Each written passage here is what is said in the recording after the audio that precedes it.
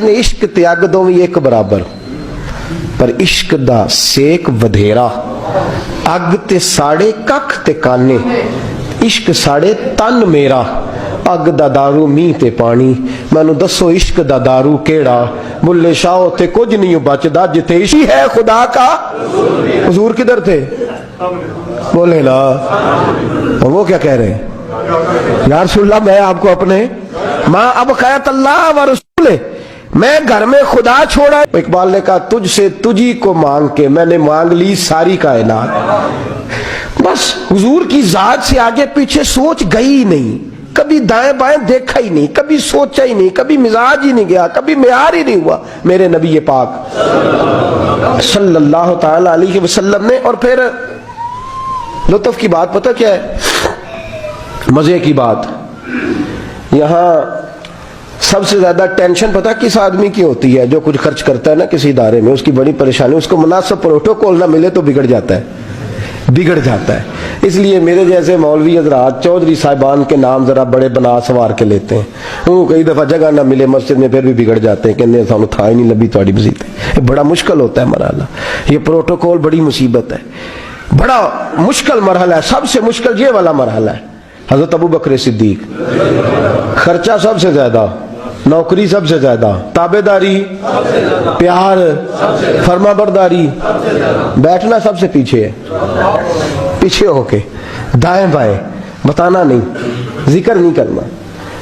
ये जो मोहब्बत के अंदर होती है ना, ये रकाबत नहीं होती, ये असल में मोहब्बत की दौड़ होती है। ये हजरत उमर कह रहे हैं ना, मैंने कहा तू आगे गुजर के तो दिखा।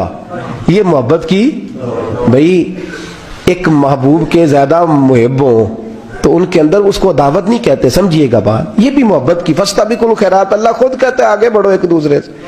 हजरत सैयदना उमर फारूक फरमाते हैं सारी जिंदगी मैंने ये कोशिश की कि अबू बकर से आगे गुजर जाऊं, लेकिन मैं उसने गुजरने नहीं दिया।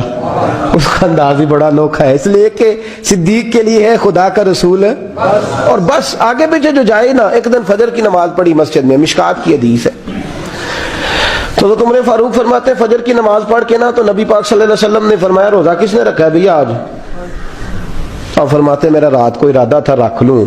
ये बुजुर्ग ने पूछा तो मेरे दिल में ख्याल है रख ही लेता तो बेहतर था, नंबर तो लग जाता ना। फरमाते हुजूर ने फरमाया किसने रखा है रोजा? कोई ना बोला।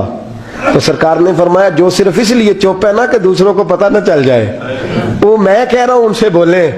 हजरत सिद्दीक अकबर ने हाथ खड़ा किया, अर्ज की सोने तेरी मौज है ना, चुप रहने का हुक्म भी तू ही देता है और बताने का हुक्म भी। हुजूर रखा हुआ है रोजा।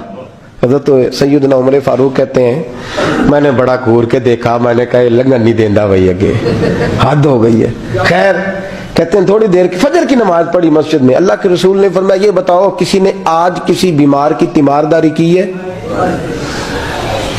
आज टाइम क्या है?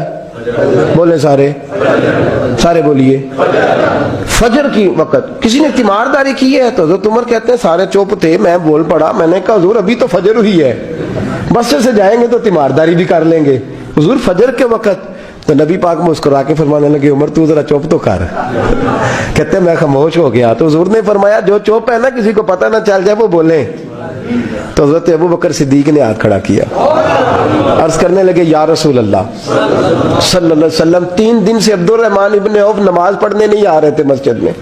तो आका मैंने रात को पता किया तो मुझे पता चला वो बीमार है। रात शाह के बाद पता किया तो मैं अपने उस दोस्त की आदत को जानता हूँ, वो शाह के बाद जल्दी सो जाता है लेकिन तहज्जुद के वक्त जरूर उठता है जितना मर्जी बीमार हो। तो हुजूर आज मैं जरा जल्दी उठा हूँ क्योंकि वो तहज्जुद में जाग जाता है, तो हुजूर मैं तीमारदारी करके नमाज पढ़ने आया हूँ। हज़रत उमर कहते हैं मुझे बड़ा गुस्सा आया, मैंने कहा जरा नमाज मोक लेने ने मैं पूछना भी तेनू काम कोई नहीं और। फरमाते मैंने कहा यार हद हो गई है इस शख्स की, सवेरे तीमारदारी भी कर रहा है।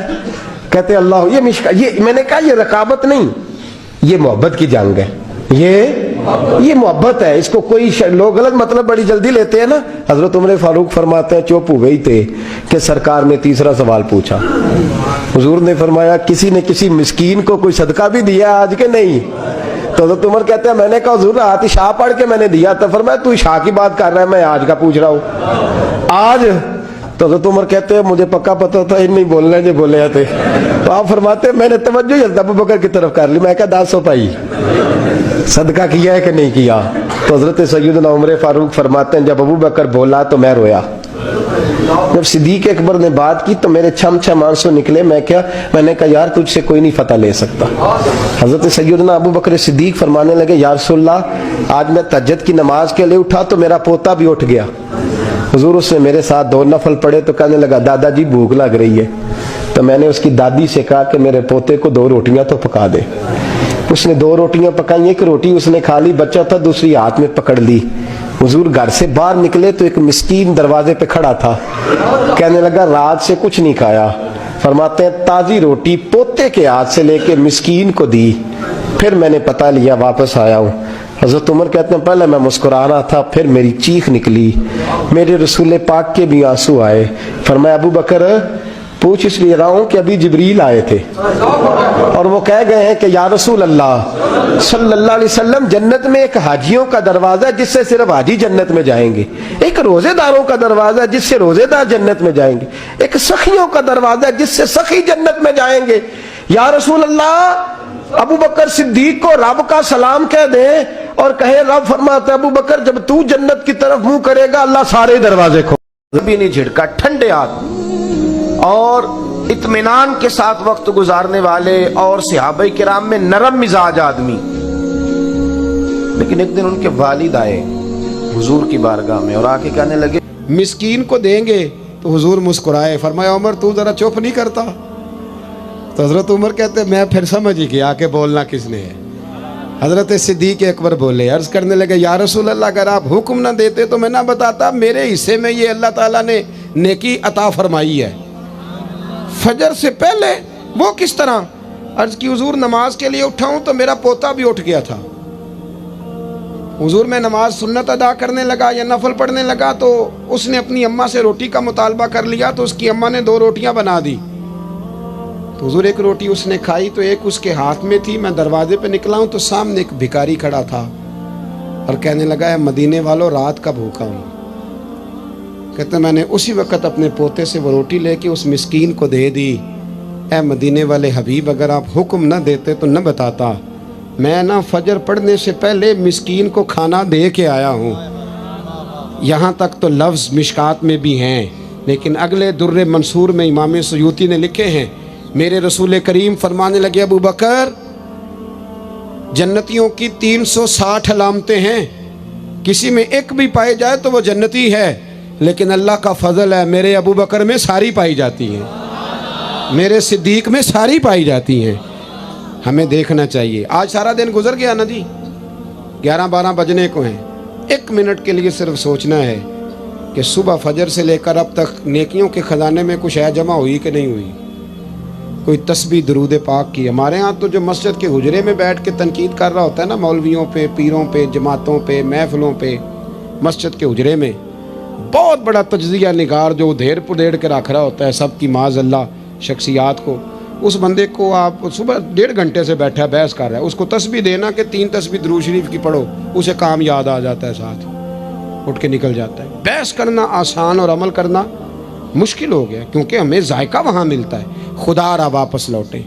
एक बात तो मैंने आपकी खिदमत में ये अर्ज़ की कि भरोसा हमेशा अल्लाह रसूल पे, नवाबों पे, सेठों पे, दुनियादारों से भरोसा थोड़ा पीछे करें, निकलें थोड़ा सा। गरीबी नाज करने वाली चीज़ है, ये मायूस होने वाली चीज़ नहीं, अगर इसकी लज्जत को आप समझे तो। और दूसरी बात आपकी खिदमत में ये अर्ज़ की, दुनिया आर्जी है तो इसको आर्जी ही समझें, आगे के लिए भी देखें कि हमारे पास क्या है। और तीसरी बात, हमें पता है कि हमारे पास दुनिया का माल कितना है, तो ये भी पता होना चाहिए। मेरे जैसे बंदे को भी पता होना चाहिए कि उसने कितनी तकरीरें इसलिए की हैं कि लोग उसे जाने, उसके मुरीद बने, उसके पीछे भागें, और कितनी तकरीरें उसने इसलिए की हैं कि अल्लाह रसूल राज़ी हो जाए। उसे पता होना चाहिए। हमें खबर होती है, हमारे पास सारी वोकेबलरी मौजूद है, सारी हमारी हिस्ट्री हम जानते हैं कि कहाँ हमने खैर की है, कहाँ हमने दिखावा किया है, कहाँ हमारी नीयत क्या थी, कहाँ हमारा इरादा क्या था।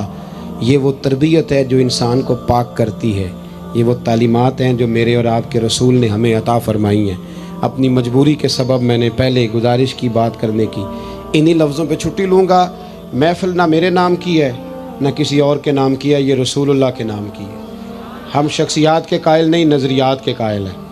मुझसे पहले यहाँ पता नहीं कितने लोग आए, तकरीरें करके गए, हमारे बाद दुनिया में खिताब होते रहेंगे। ये आप शख्सियात पर इसको मौकूफ़ करना छोड़ दें, ये नज़रियात पर आप इसको मौकूफ़ रखें।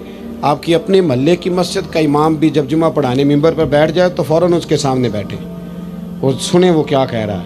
निकल आएँ आप इन चीज़ों से कि कानों की लज्जत लेनी है और जायका लेना है, महफ़िल में बैठिएगा, इसको सुनिएगा, इसलिए कि ये मुस्तफ़ा करीम के नाम की महफ़िल है। और तनकीद से बालातर होके उसने अखलास के साथ इस महफ़िल को आप मुलाज़ा फरमाइए। किसी को मजबूरी ना हो तो बात अलग है, वरना किसी एक के लिए मेरे समेत कोई शख्स ना उठे। अल्लाह ताला आपको सलामत बाकरामत रखे। आखिर दावा अनिल हम्दुलिल्लाह रब्बिल आलमीन।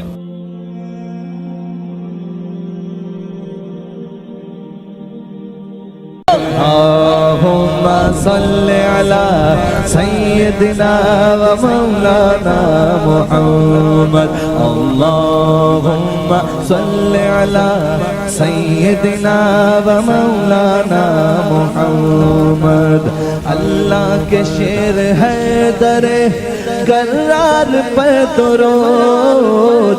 अल्लाह के शेर है दरे करार पर दुरूद। अल्लाह के शेर दरे करार पर दुरूद। हजरत हसन हुसैन के किरदार पर दुरूद। अल्लाहुम्मा